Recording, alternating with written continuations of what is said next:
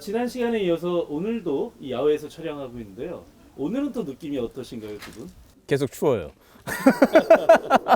저도 그렇고요. 예. 춥네요. 예. 녹화라서 같은 날 같은 장소 하고 있어가지고 예, 계속 춥고 빨리 끝내야 될 것 네, 같습니다. 저는 사실 그 야외 촬영인지 몰랐어요. 네, 그래서 오전 전망대 안에 좋은 공간 많거든요. 근데 예, 야외에서 하셔가지고 한다 그래 해가지고 제가 이제 코트를 안 입고 온 게 좀 후회가 되고 있습니다. 근데 축하합니다. 예. 이 위치는 네, 우리 셋이 다 잘 알고 계시는 여기 임병철 관장님께서 네, 네. 굳이 여기가 제일 좋다. 그건 하셔가지고. 인정해요. 그건 인정해요. 너무 가을이 느껴지는 저 곳입니다. 인사 한번 하시죠, 임병철 과장. 과장님, 아이고, 감사합니다. 감사합니다. 자, 이렇게 해서 다시 우리 본래 주제로 돌아가도록 하겠습니다. 일합시다. 친절한 혜진 씨, 그건 이렇습니다. 빠밤, 빠라바라밤, 빠라바라바라밤. 아, 1, 2, 3번. 예상을 뛰어넘고 PD님이 골라서 편집해 알아서 이제 주시라고. 쓰시도록. 예. 친절하잖아요, 진짜. 그러네요. PD, 옵션을 주셨어. 제작진이 활용할 수 있도록. 근데 이렇게까지 모든 걸다 해놓으면은요, 저희가 후토크를 했기 때문에 세 개 다 편집 못 하실 것 같은데 세 개 다 쓰시는 걸로 가시죠. 뭐 어쩔 수 없죠. 뭐. 자, 알겠습니다. 네. 오늘 전해주실 뉴스는 뭘까요? 전 세계 한 뉴스. 네. 미 대선 이야기입니다. 그리고 네. 우리 한반도와 밀접하게 연관이 되어 있기 때문에 한번 살펴봐야 될 것 같습니다. 네, 안 하고 넘어갈 수가 없는 그렇죠. 이야기죠. 네. 자, 미국 대선 예상 그 많은 여론조사의 초기에 여론조사들의 예상과는 같은 결과죠. 네. 근데 정말 심장이 쫄깃쫄깃하다고 하잖아요. 아우, 너무나 이렇게 재밌었던 적이 있었나. 남의 나라 대통령 선거 개표 방송을 새벽까지 본 건 처음이었습니다. 제가 대본에는 없지만 두 분께 질문을 드릴게요. 혹시 대선 전에 누구가 될 거라고 예상하셨어요, 두 분은? 저는 방송에서도 얘기하고 다녔는데 바이든 신승. 신승. 어떠셨습니까? 저는 사실은 바이든이 이길 거다라고 생각을 했는데 제 관전 포인트 약간 다른 것이었습니다. 어떤 붉은 신기루? 아니 현재 트럼프 대통령이 바이든이 리드할 때 어떤 식으로 해서 전 세계에 뭐 메시지를. 아니, 표현이 좀 그렇습니다만 전 세계에 웃음을 주실까? 그러니까 이런 거죠. 소위 어떤 꼬장을 부릴까? 뭐 이런 거죠. 그런 거를 또 다른 예상하셨군요. 전문용어로는 어떤 진상을 보여주실까? 그쵸. 진상이 더 좋네. 꼬장 너무 없어 보인다. 진상 되게 세련됐네요. 저도 근데 사실 바이든에 걸었어요. 저희끼리 내기를 했거든요. 네, 바이든에다 제가 이제 돈을 걸었는데 다행히 이제 바이든이 당선이 됐고요. 배당률이 네. 낮았겠네요. 배당률 그렇지. 아니 네. 생각보다 바이든이 60%였어요. 트럼프 대통령이 될 거라는 게 40%였고, 그렇죠. 오히려 뭐라고 이렇게 할 정도로 트럼프의 지지를 하는 혹은 헷갈린다 이러는 친구들이 많았습니다. 4년 전 미국 대선에 대한 학습 효과가 맞습니다. 아니었습니까? 샤이 트럼프를 기대해가지고 사람들이 그런 일이 있었던 거죠. 근데 제가 제일 재미있게 이번 대선을 봤을 때 제가 느꼈던 것은 어떤 것이었냐면 사실은 지금 당선된 바이든의 공약, 정책 거의 네. 기억나는 게 없어요. 항상 미국 대선 이번 대선은 트럼프가 뭘 했다, 지지하던 비판을 하던 트럼프가 이상한 짓을 했다, 트럼프가 이렇게 잘했다. 항상 포커스가 이렇게 갔습니다, 사실은. 그래서 걱정되는 것이 이런 점이었죠. 바이든이 대통령이 됐는데 이 사람이 그러면 앞으로 어떤 전략, 특히 미국의 패권 전략에 있어서 무엇을 어떻게 할까? 이게 크게 알려지지 않았다는 거죠. 사실은. 그렇죠. 그 미국에서 벌써부터 이제 싱크탱크들에서 보내오는 뉴스레터나 네. 전문가들이 이제 메일 오는 거나 인터뷰한 거 이렇게 좀 보면은 레임덕 프레지던스라고 하는 표현이 벌써 나왔어요. 벌써 나이가 많잖아요. 그렇죠. 다음 재선 안 하겠다라는 이제 반선언을 한 상태였거든요. 맞아요. 그러니까 시작하자마자 어쨌든 레임덕이에요. 네, 미럴 기간도 굉장히 짧을 것으로 예상하고 있고. 그 노 허니문이라고 하는 표현은 미국 언론에 그렇죠. 공식적으로 네. 등장을 하고 있습니다. 노 허니문 레임덕 프레지던스라고 하는 네. 표현이 나왔습니다. 벌써. 그러니까 미럴 기간도 없고 네. 예열할 기간도 없어요. 네. 그리고 이제 뭐 기다려주지도 않아요. 들어가는 취임하는 순간부터 바로 레임덕처럼 이제 들어가는 순간 이제 내려오는 거 준비하는 행정부가 되지 않을까 그 우려들이 좀 많은데 그 안에서도 어쨌든 미국이 지금 트럼프 때 망가졌던 전 세계 이제 그 글로벌 리더십과 자유주의 질서 좀 회복하고 네. 그리고 한반도에서도 지금 예측 불가능으로 얼마나 지금 롤러코스터를 탔습니까? 한반도도. 네. 좀 예측 가능한 상황, 안정적인 상황으로 좀 평화가 정착하는데 좀 4년이 좀 유의미한 기간이 좀 됐으면 좋겠습니다. 네. 아니, 제가 그럼 조금 더 구체적으로 여쭤볼게요. 저희는 우리 입장에서 생각을 해야 되는 거잖아요. 근데 이제 이 대선 결과가 결국에 이제 바이든을 백악관에 입성하게 만든 것인데 그렇다면은 앞으로의 한미 관계 그리고 앞으로의 북미 관계 우리 입장에서 그거 걱정하지 않을 수가 없거든요. 요런 그 한반도 정세와 관련해서 이번 대선 그 결과 이런 것들의 영향이 어느 정도 있을까 혹은 어떻게 진행될까 어떻게 보십니까? 그 미국은 늘 어쨌든 남북 관계, 한반도 관계에서는 상수잖아요, 상수 사실은. 그렇죠. 그렇기 때문에 바이든 행정부 들어왔을 때 결론적으로 좀 말씀을 드리면은 많이들 이제 회자가 된 얘기입니다만 오바마 때 부통령을 했으니까 오바마 네. 3기가 되느냐라고 이제 그렇게 많이 생각들을 네. 했잖아요. 그럼 전략적인 일을 4년 더 해버리면은 아무것도 안 한다는 뜻이죠. 이게 노답이에요, 노답. 네, 아무것도 진짜. 안 한다는 뜻이죠. 예. 그렇기 때문에 이게 오바마 3기가 아니라 그 전에 오바마 이전에 민주당 정권이었던 네네. 빌 클린턴, 네. 그러니까 클린턴 3기로 만들자라고 하는 게 지금 국내에서 많이 얘기가 되고 있죠. 바이든이 이제 당선권에 들어왔을 때부터 네. 많이 회자가 됐던 얘기인데 그래서 한국 정부의 역할 변수가 굉장히 좀 중요합니다. 그러니까 한국 정부가 이제 독립 변수가 되지 못하고 네. 이렇게 종속 변수화 되어 있는 게 조금 늘 씁쓸하긴 한데 기간이 좀 얼마 안 되는 것 같아요. 그래서 지금 2021년도가 되면은 새롭게 북한도 8차 당대회 이후에 반등의 기회를 좀 엿볼 거란 말입니다. 마냥 저렇게 정면 돌파전 자력갱생만으로는 갈 수는 없잖아요. 그렇죠. 그러니까 북미 관계 개선에 시동을 걸고 할 때 그때 이제 한국 정부가 좀 잘 나서고 해서 바이든 행정부가 전면적인 그 정책 재검토 시간으로 6개월 보내고 그 다음에 뭐 또 뭐 북한이랑 또 합을 맞추다 또 6개월 보내고 그렇죠. 이제 그러지 말고 바로 좀 그 정책 재검토 시간을 좀 확 줄여서 네. 바로 좀 대화에 들어갈 수 있도록 잘 안내를 하는 것. 이제 그게 한국 정부의 큰 중요한 역할인데 변수가 좀 있죠. 클린턴 3기가 되기 위해서는 바이든 행정부의 이제 수장인 바이든 대통령도 네. 클린턴 정부 2기 말기 때 상원 외교위원장을 하고 있어가지고 그 당시에 이제 북미 관계 진전을 굉장히 잘 이해를 하고 있습니다. 네네. 그 마지막에 2000년도 당시에 6.15 남북 정상회담이 그렇죠. 있고 그리고 그 이후에 이제 클린턴 대통령은 한국 정부의 이제 그 권유와 인도에 따라서 네. 이제 그 대북 어프로치를 하죠. 아주 그렇죠, 드라이브를 그렇죠. 걸어서 네. 올브라이트 국무장관이 평양에 가고 네. 평양의 조명록 차수가 워싱턴에 그렇죠. 와가지고 빌 클린턴과 또 만나고. 만남도 하고 이제 그리고 북미 정상회담이 북미 공동 커뮤니케가 그때 나왔죠. 그렇죠. 그리고 정상회담 직전까지 갔어요. 네. 그러니까 클린턴 대통령이 평양 가는 것만 남겨놨는데 그때 이제 미국에서 그 당시 엘고하고 아들 부시랑 붙은 그렇죠. 선거가 있고 네. 부시가 당선이 되면서 다음 당선자의 권유와 또 네. 다음 당선자를 배려해서 넘긴 클린턴 거죠. 대통령이 못 갔죠. 네. 평양 못 가는데 바로 이제 그 지점부터 다시 시작을 하자. 플러스로 또 제가 보기에는 2018년도에 6.12 싱가포르 선언, 네. 예, 그것까지 좀 더해서 뭐 anything but 트럼프 해가지고 네. 트럼프가 한 건 ABT. 다 아니야라고 네. 이제 하지만 트럼프 지우기. 사실 이제 우리 한반도의 입장에서는 싱가포르 선언이라고 하는 거 있잖아요. 네. 그 비핵화 평화 체제, 북미 관계 개선 다 들어가 있어요. 예, 그 선언을 맞습니다. 좀 북미가 좀 이행을 할 수 있도록 바로 좀 들어갈 수 있도록 좀 그 설득을 좀 많이 하고 속도 내도록 우리 정부가 좀 안내를 좀 잘 해야 될 것 같습니다. 근데 이제 북한이 문제죠. 뒤에 있는 북한이 네. 상반기에 도발을 안 하고 네. 자꾸 이제 이게 테스트를 하지 않고 조금만 좀 인내를 해주면은 아마 좀 바로 더 좋은 그림이 펼쳐질 거라 기대는 합니다. 그런데 네.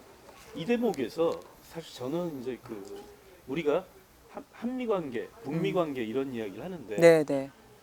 기본적인 대전제에 대한 재검토가 다시 좀 필요하다. 즉 미국의 패권 전략이 트럼프 대통령 시기에서 바이든 대통령 시기에 변할까? 이 네. 점을 다시 한번 좀 봐야 되지 않을까 싶습니다. 네. 어떻게 지금 보십니까, 이 교수님께서? 짧은 시간에 아주 긴 네. 얘기를 하기는 어렵긴 하지만요.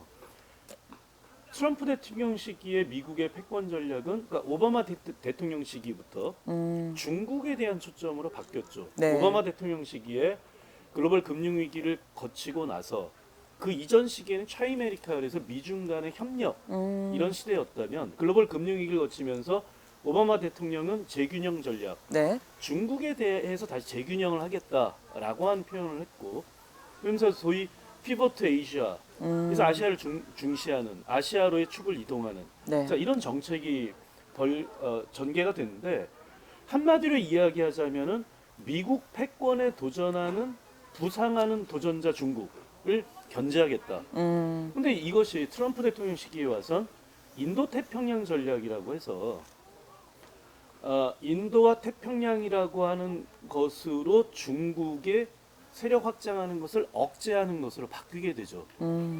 특히 쿼드라고 해서 미국, 일본, 인도, 오스트레일리아 네네.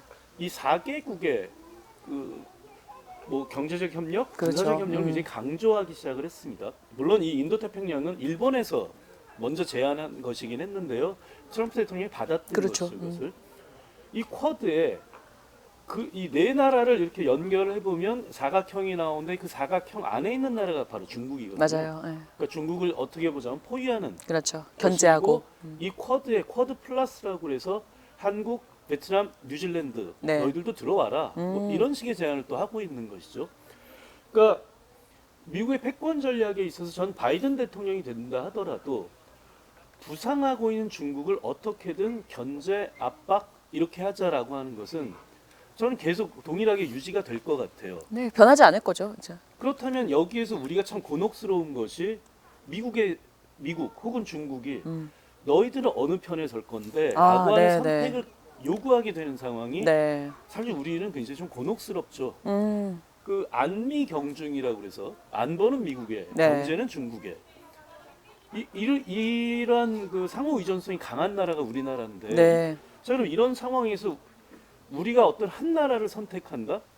저는 그것은 하기도 어렵지만 굉장히 부담스러운 네. 상황이죠. 네. 그렇게 하나만을 선택한다 이래서는 안 된다는 거죠. 네. 뭐 전문 용어로 전략적 모호성 이렇게 표현하기도 했습니다만 이것을 어떻게 유지할 건가 이런 관점에서 우리 역시 적극적으로 북미 관계에 대한 뭐 조정이라고 하는 표현이 뭐 어폐가 있을 수는 있겠습니다만 북미 관계를 풀어나가기 위한 적극적인 하나의 변수로서 우리가 어떻게 등장할 수 있을까?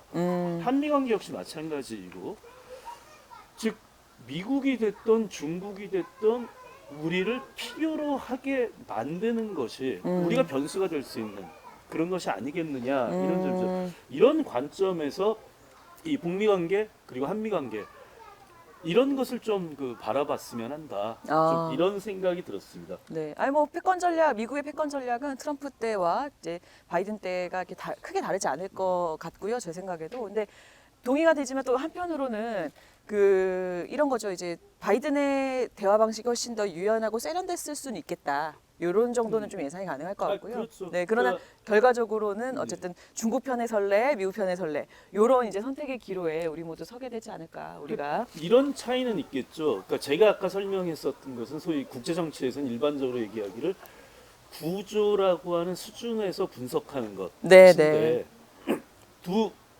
지도자의 차이에서 나오는 미시적 분석도 해야 되죠, 사실. 네, 맞습니다. 그랬을 때 저는 결정적 차이가 미국 패권 국가 미국이 전 세계에 대해서 행사해야 될 리더십에 대한 이해. 이 점은 뭐 트럼프 대통령과 바이든 대통령이 대통령이 뭐 이 점 굉장히 좀 다르다. 네, 이렇게 네. 생각은 한다는 거죠. 네. 아니 근데 이제 그렇다면 만약 이제 북한 입장에서 이 대선 결과를 또 지켜보고 있었지 않겠습니까?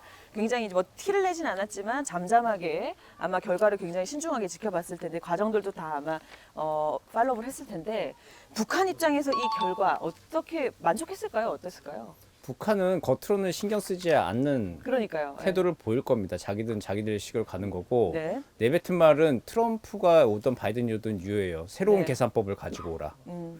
트럼프 때 했던 영변 플러스 알파 대 뭐 제재 완화나 안전 보장이 명확하지 않은 그렇죠. 그런 식의 비핵화 담판은 이제 없다라고 하는 게 이제 북한의 공식적인 언명은 계속 이제 그렇게 갈 겁니다. 네, 네. 같은 기조를 유지할 네, 것이다. 그렇지만 실질적으로는 어쨌든 그 안에서 조정을 찾겠죠. 그렇죠. 영변이라고 하는 기준점 벌써 얘기를 해놨어요. 네. 그럼 거기에 맞춰가지고 뭐 제재 완화나 이제 그 단계부터 얘기를 할 건지. 그러니까 바이든 행정부에서는 어쨌든 핵 관리, 핵 동결부터 시작을 할 거거든요. 네. 현재 핵물질 양산, 미사일 프로그램 계속되고 하는 걸 일단 막고 대화로 막고 그러고 나서 이제 1차적으로 제재의 일부분 풀든지 뭐 하여튼 이제 그러면서 수준을 맞춰가면서 로드맵 그려서 이제 가는 식으로 이제 서로 이제 합을 맞추고 방향을 찾아가게 될 건데 이제 그 대화를 언제 시작하느냐. 그리고 또 누구랑 하느냐가 네, 이제 네. 문제가 좀 될 겁니다. 그 여기서 좀 중요한 게 우리 정부 역할 다시 한번 중요하게 생각하는 게 뭐냐면은 지난 북핵 한 30년을 돌이켜 보면은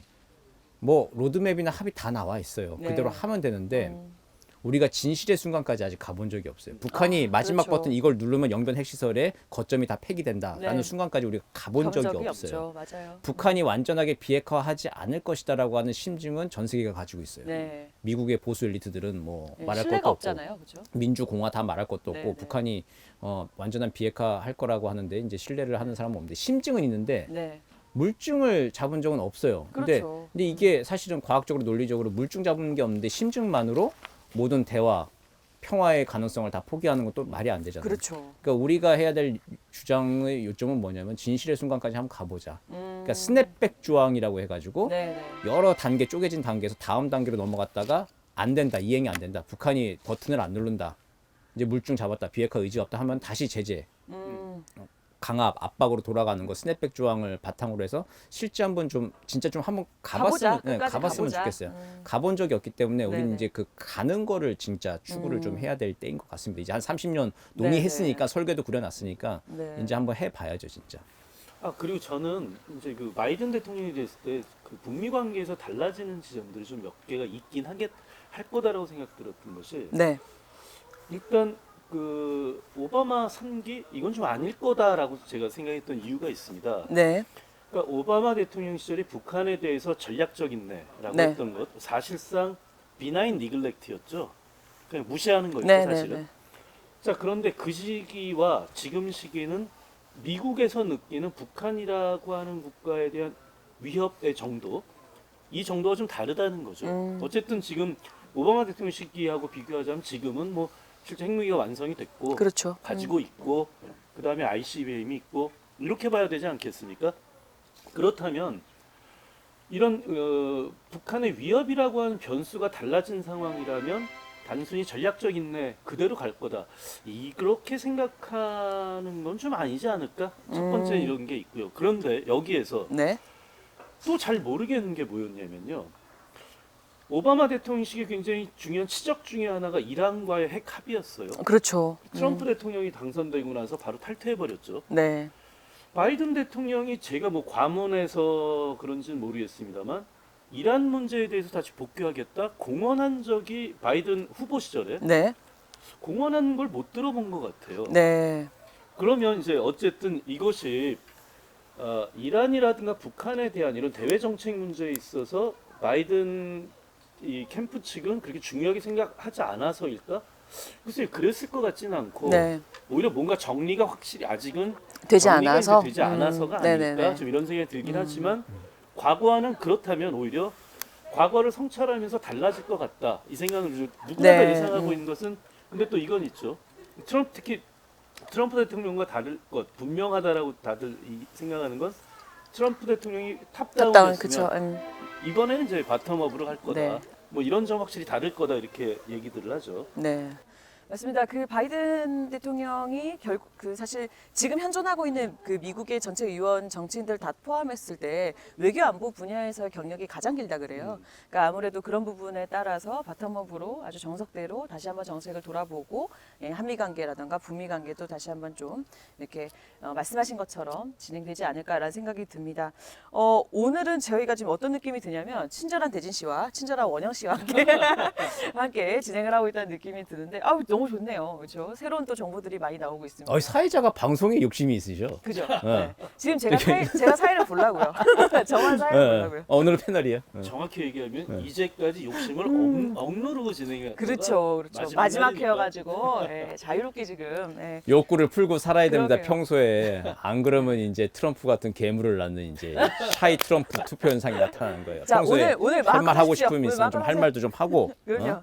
그러면서 살아야지. 그러네요. 그럼 기왕 말이 이렇게 된 김에 네, 한미 동맹 현안 다들 방위 분담금 이야기. 그렇죠. 네네. 전시적 조건도 있고. 조금은 좀 부드러워지겠죠. 네. 그러니까 이런 거죠. 트럼프 대통령이 만약에 2기가 시작됐다 그러면은 한미 동맹의 현안들이 결국은 미중 관계 속에서 파악이 돼야 돼. 미중 경쟁이 그렇죠. 격화될수록 우리한테도 그 압박이 더욱더 들어올 건데 트럼프 대통령이 되면은 한미 동맹이 시끄럽게 좀 과격하게 표현하면 시끄럽게 이제 종식되는 결과. 그렇죠. 그러니까 우리도 도저히 참을 수 없는 그런 결과로 이제 아. 가능해. 시끄럽게 이제 빠그라드는 거고. 바이든 대통령 경우에는 한미 동맹이 좀 조용하게 또 종식되어 가는.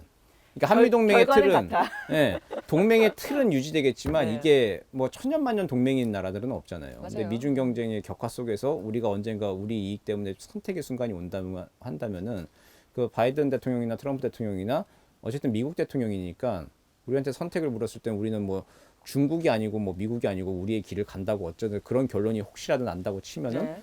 어쨌든 그랬을 때는 이게 조금 부드럽게 시간과 형식에서 약간 조금 여유가 있을 뿐이지 종국적으로는 좀 한미 동맹의 그 문제가 수면 아래에서는 네. 굉장히 좀 그 불씨가 살아 움직이는 것들이 꿈틀거릴 겁니다. 하지만 당연히 이제 주한미군 철수 같은 문제나 뭐 이제 그런 거를 거래하듯이 얘기하는 네.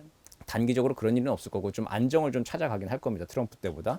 하지만 이제 주한미군과 방위비 분담금 협상 같은 것들이 안정을 찾아가는 게 이게 좋아지는 것처럼 보이지만 트럼프 때 워낙 망쳐놨으니까 좋아지는 걸로 보이는 거지. 사실은 그냥 정상화인 거죠. 그 정상화하는데 회복. 예, 회복하는 것만 해도 이제 그게 큰 성과가 될 것 같긴 합니다. 이제 그러면 추가적으로 좀 질문드리고 싶은 게 그 많은 분들이 바이든 후보 시절부터 대통령이 만약에 바이든이 된다면 한미 동맹에 대해서도 그러니까 한국의 입장을 많이 들어줄 것이다. 혹은 뭐 남북 관계나 북미 관계에 있어서도 그 북한에 대해서도 말하자면 한국의 입장을 많이 먼저 물어봐 줄 것이다. 뭐 이렇게 기대를 했거든요. 그 부분에서 좀 회의적이신 건가요? 아니요, 그 물어볼 겁니다. 네. 그 동맹 외교의 정상적인 절차들은 네. 이제 다 밟긴 밟을 건데 네. 결국엔 중국과의 대결에 있어서 미중 네. 관계가 이제 미중 경쟁 격화될 때 아 그래 너네가 사정이 이렇지라고 봐주지는 않는다는 거죠. 네. 이런 거죠. 그러니까 제일 중요한 그 제일 상위 레벨의 갈등 관계가 미국과 중국이잖아요. 네. 일종의 패권 경쟁을 하는데 그렇죠. 그 미국의 입장에서는 중국을 압박 내지는 견제하는 것에 모든 것에 이제 가장 최상위 목표가 있다면 그 모든 것도 여기에 맞춰야 되지 않습니까? 네. 이걸 맞춰 나가는 과정에서 바이든 대통령 같으면은 그래 너네들은 어떤 상황인지 이야기를 해봐. 그래서 대화는 훨씬 부드럽게 될 것 같아요. 네. 근데 그 대화를 한다고 하는 것이 결론이 그러면은 우리가 요구하는 대로 날까? 미국의 국익에 입각해서 미국은 결론을 내리겠죠. 그럼요. 자국의 이익에 따르겠죠. 그럼요. 그러니까 답정 넣어. 네. 그래 그거 알겠고 네. 이제 그렇게 가는 거죠. 그렇죠. 예. 그렇죠.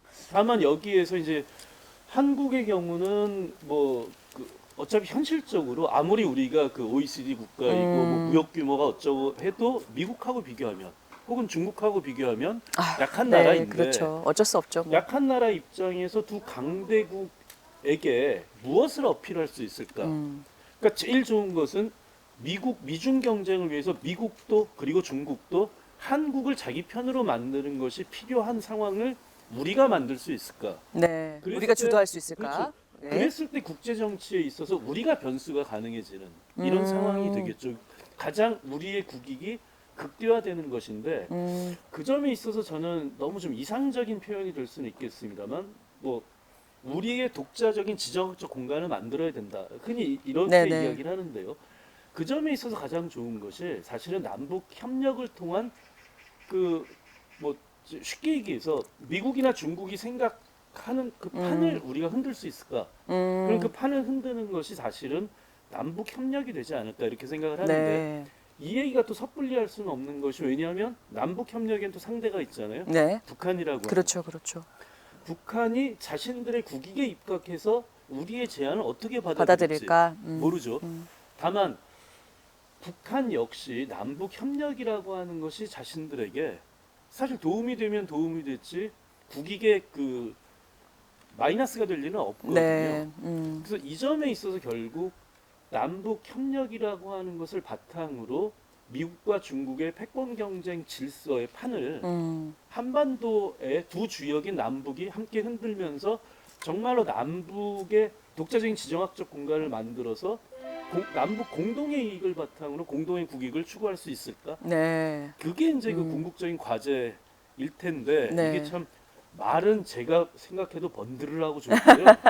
정말 어려운 얘기죠. 네. 이게 쉬운 일이 그러니까 아니죠. 말씀해 주신 게 그런 거잖아요. 그러니까 미중 사이에서 한국이 새우등 터질 것인가, 아니면은 미중 사이에서 새로운 변수, 즉 판을 뒤흔들 수 있는 뭔가 강력한 변수로 남북한이 협력해서 등장을 할 것인가. 물론 거기에 또 북한도 변수가 될 수 있고 이런 이야기들을 나눠주신 것 같습니다. 앞으로 중국이 또 어떻게 나올지, 그러니까 미국이 이렇게 뭔가를 시도했을 때 중국이 또 어떻게 나올지 그 견제에 대해서 그런 것들도 좀 저희가 추이를 지켜볼 필요가 있겠습니다. 다음 시즌이 뭐 있는 거예요 그러면? 그거는 알아서 하십시오. 각자 알아서들 지켜보세요. 아주대 통일연구소가 또 후원을 해주시면. 제가 그거 고려해 보겠습니다, 저희가. 네. 예, 알겠습니다. 오늘도 참 친절한 대진 씨. 네. 분량은 더 많았던 것 같은데 이 교수님은. 아마 PD님이 편집을 잘 해주시지 않을까. 내가 생각해도 편집에서 잘릴 것 같긴 한데. 나 얼마나 친절해. 모든 분량을 다 양보하고. 아, 네네. 아주 제 코너인데도. 두 분의 밸런스가 아주 너무 좋았습니다. 네.